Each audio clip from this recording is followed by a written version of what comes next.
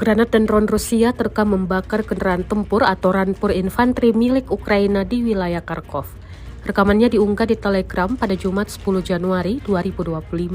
Dalam keterangan unggahan disebutkan, inilah momen pertempuran yang melibatkan Brigade ke-27 Rusia. Mereka membakar peralatan dan infanteri angkatan bersenjata Ukraina saat maju di wilayah Kharkov. Selain itu, Brigade ke-27 mengklaim sukses membebaskan Lozovoe dan bergerak maju menghancurkan peralatan, parit, dan personel angkatan bersenjata Ukraina.